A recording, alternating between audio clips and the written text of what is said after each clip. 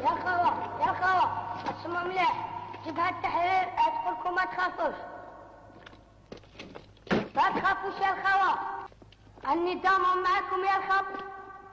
الحمد لله حق حمده كما ينبغي لجلال وجهه وعظيم سلطانه، ونشهد أن لا إله إلا الله أعز المسلمين بعد ضعف وذلة، ونشهد أن سيدنا محمد رسول الله جاهد في الله حق جهاده حتى أتاه اليقين، أخلص له الدعاء فحقق له الرجاء، فالسلام الله عليه وعلى آله وصحبه والتابعين إليه إلى يوم الدين. يقول الحق تبارك وتعالى في محكم تنزيله: وذكر فإن الذكر تنفع المؤمنين. يحيي اليوم الشعب الجزائري ذكرى ثورة الفاتح من نوفمبر 1954.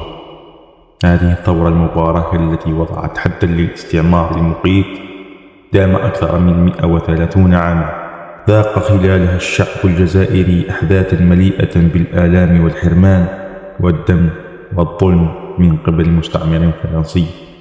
فمن واجبنا نحن الأجيال المتعاقبة، على الخصوص ممن لم يكتووا بنار الاستعمار، أن يتفحصوا صور الماضي الأليم، ليقفوا على الحقد الذي كانت فرنسا الاستعمارية تمارسه ضد شعب أعزل لم يجد ما يسد به رمقه. ومن واجبنا نحن الشباب الآن استحضار كل المشاهد الأليمة والامتعان في النظر، ليعرف كرم الله عز وجل وفضله وإنعامه علينا بنعمة الحرية والاستقلال. يقول الحق سبحانه وتعالى: فأما بنعمة ربك فحدث.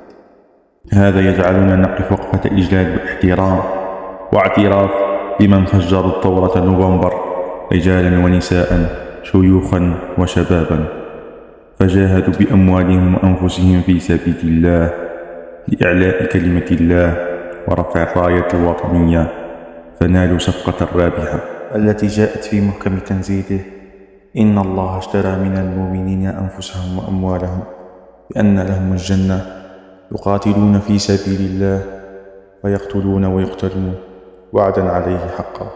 إننا حينما نتحدث عن إنجازات الثورة المباركة فلا يمكن بحال أن نغفل على تعيين الأشخاص والأبطال الذين كان لهم فضل في تحرير الجزائر، كما لا يمكن نسيان الزمان والمكان التي جرت فيه وقائع والمعارك والبطولات. ولكن أكبر إنجاز نذكره هو احتضان الشعب للثورة المباركة والتفافه حولها. والسؤال الذي نطرحه الآن: ما الذي جعل الشعب الجزائري يحتضن الثورة المباركة ويلتف حولها؟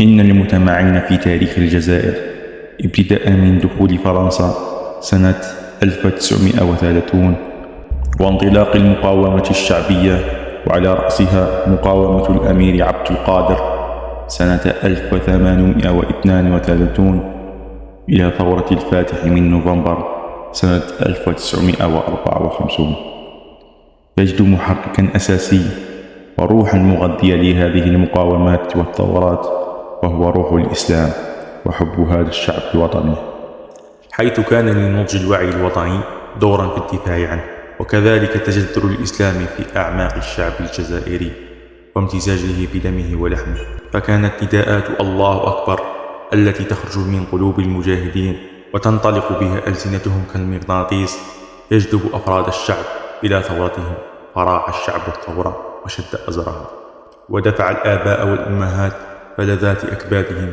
إلى المعارك.